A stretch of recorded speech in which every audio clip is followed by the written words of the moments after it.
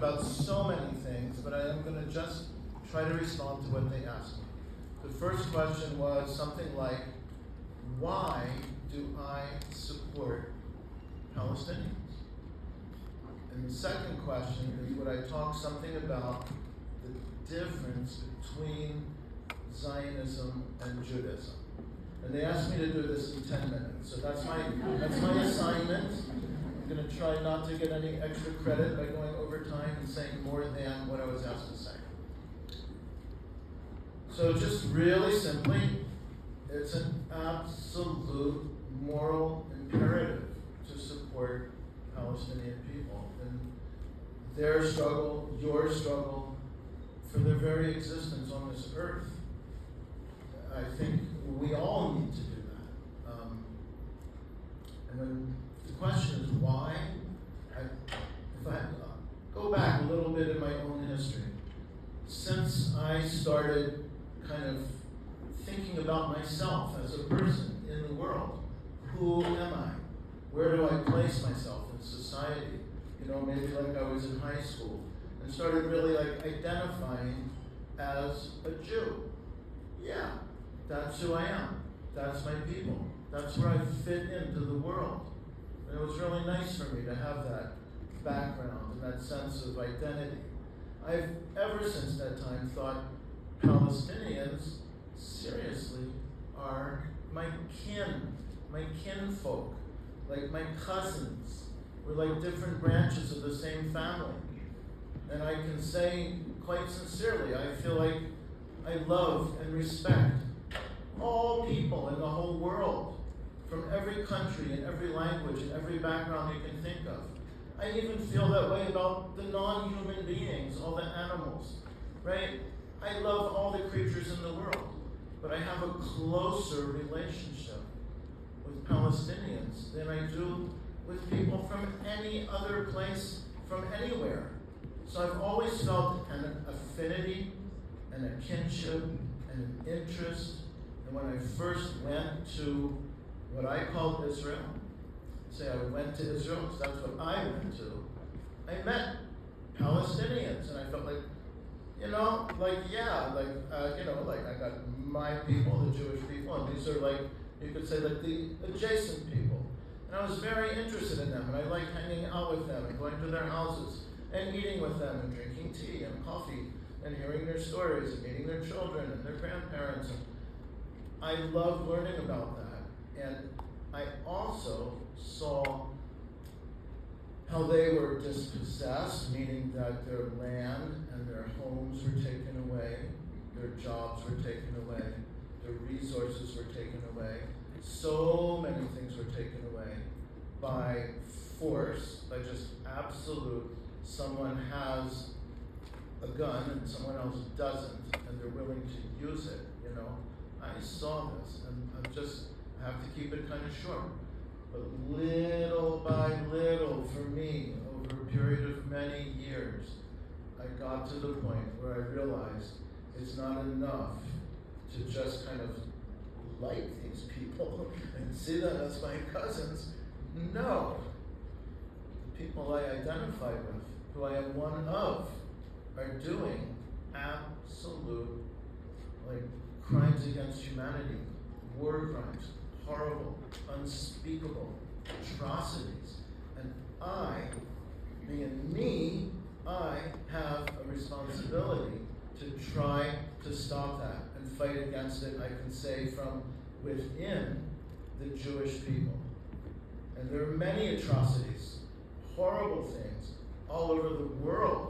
We could go around the globe and point to many different countries, many different kinds of oppression. I totally get it that I'm a beneficiary of genocide, just like living in Canada, right? I have such a nice life in Canada only because the indigenous people here were virtually exterminated and pushed off their lands, right? I'm saying there's many, many, many, locales of oppression. But the one that I feel like I have not only most responsibility for, but the most ability. I have the ability to try to do something because I'm part of the community that's doing it. That is the Palestinians. So my little two-word answer was, it's a moral imperative. And for me, I just feel like more than any other kind of struggle in the world or any other thing that I can contribute to, this is the one. And I just have to do it. I have to do it. I'm not watching the clock, but 5 minutes. okay, good. Thank you. I'll just say a little bit more. In all seriousness, I am informed and guided by my religious tradition. I can even say I'm commanded, I'm compelled. And in the Jewish tradition, you may know there's many, many commandments. You know, everybody knows the 10 commandments in the Bible. Well, our tradition says there's 613 commandments in the Bible. And our rabbis in ancient times noticed there are only 2 commandments out of those 613 that use the word redof in Hebrew. Redof means to chase after something, to pursue it. In other words, get up and run after it. And those 2 commandments are Bakesh Shalom v'radfehu, seek peace and pursue it. And the other one from the book of Leviticus says, Tzedek, Tzedek, Tirdof, justice, justice you shall pursue. And our ancient rabbis said, all the commandments, when the opportunity comes, that's what you need to do. I'll just say, like, if you're blessed to have a mother and a father, you honor your mother and your father, right? If you're going to eat something, eat kosher food. I can make up more examples like that. Okay, the opportunity comes, you do it. But these 2 commandments of seek peace and pursue it, and justice, justice, thou shalt pursue, you don't wait for the opportunity. You get up out of your place of comfort and you pursue those things. And I learned that when I was a young person, again, like a teenager, kind of trying to find my place in the world. And that's been part of what's guided me through my life. And I'm not saying that as a way to boast or brag, but if you ask me why do I do this, I take those 2 commandments very seriously. I think they're more important than most of the others. So that's my answer to that first question. I'm just going to scratch my nose and get into the second one. How many minutes do I have to do that? 3, thank you. Okay, so I just wanted, so the second question was, phrased or framed as the difference between Zionism and Judaism. And that's very easy to talk about. I think that's only a question because Zionists have worked so hard to convince so many people that Zionism is Judaism, or is even a part of Judaism. And I actually want to clarify that. An attachment, a relationship, a sense of belonging, and caring about, and identifying with the land that in our tradition is called the land of Israel, is just integral and inherent in Jewish religious tradition and Jewish culture, all the way back to the very beginning. I'll say the mystical or mythical or legendary beginning.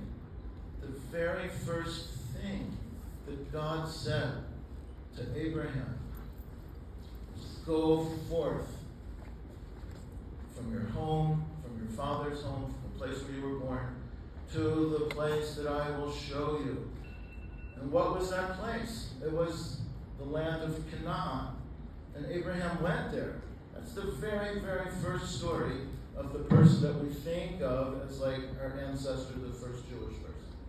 And I'm just making the point that this connection with that land goes from that time right up to now. And I know that our prophets lived there, our kings lived there, our common people, our ancestors lived there for centuries and centuries. Just read the Bible. It's not made up, right? That's our history. That's where we came from. and I would say for the last 2,000 years or more. Our prayers, Muslims pray 5 times a day. Jews have 3 times a day, morning, afternoon, and evening. Every one of those times we're praying to God, take us back to our land, reestablish us in our homeland as a righteous, godly society. It's the same prayer every time we eat bread. Thank you, God, for the bread. Finish eating. Thank you, God, for the bread. And take us back to our homeland. You probably know the holiday of Passover, right? Celebrating the freedom of the Hebrew slaves to leave what we call Mitzrayim or Mivasair, and go back where we belong, where we came from. And we reenact that every year in our homes, and at the end of that we say, L'shana haba'ah Yerushalayim. Next year, may we be in Jerusalem. I'm making the case that an attachment to that land is absolutely inherent and integral to Judaism. Zionism is something different. Zionism arose in the late 1900s, late 18th century in Central Europe as nationalism arose from many different nations. I'll just make it up. Hungarians, Austrians, Poles, Bulgarians, Romanians, Slovenians, Lithuanians, Germans. This idea of nationalism arose. Until then, in many big parts of the world, there were what I would call multicultural empires. Like if you think about the Ottoman Empire, right? There were Turks, Arabs, Kurds, Greeks, plenty of Jews. I'm leaving out a lot of people. Think about the Austro-Hungarian Empire, had all those Central and Eastern European people with their languages, with their cultures. Think about the Russian Empire, how many different cultures, different nations lived there, right? Okay, you get my point, everybody's nodding their heads. So toward the end of the 19th century, different peoples had this idea of nationalism. And Jews who lived all over the place, some of them said, we belong where we are. If I live here, I belong here. And I need to be with all the people and liberate this place. If I live in Hungary, or that place where people speak Hungarian, I speak Hungarian, that's me. I'm Hungarian, who's a Jew. Other Jews said, no, we need to bind ourselves together and basically take our land. Everybody knows this, that there were Palestinians living there.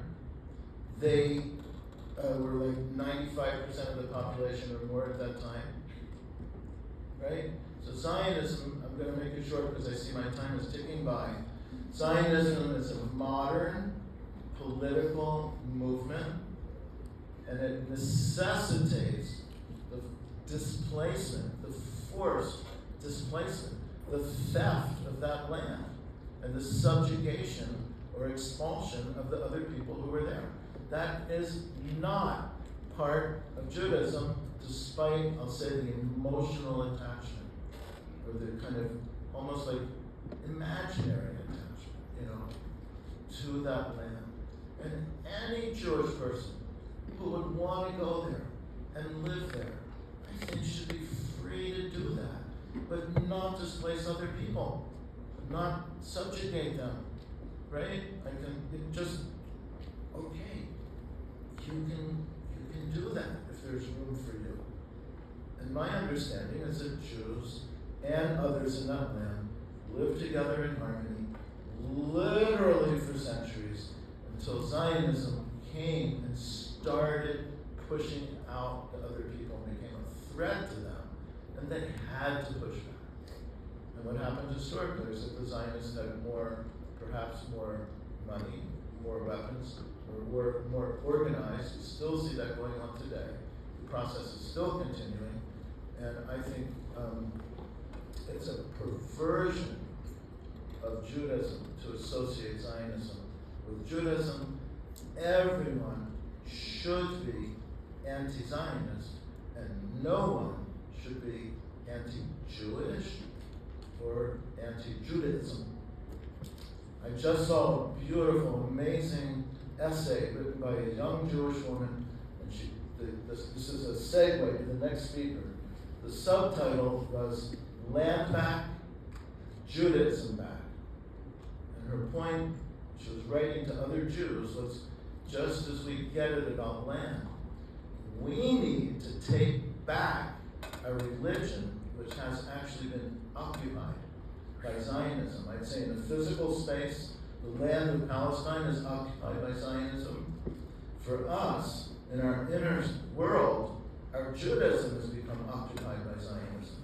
So we need land back for Palestinians and Judaism back for Jews.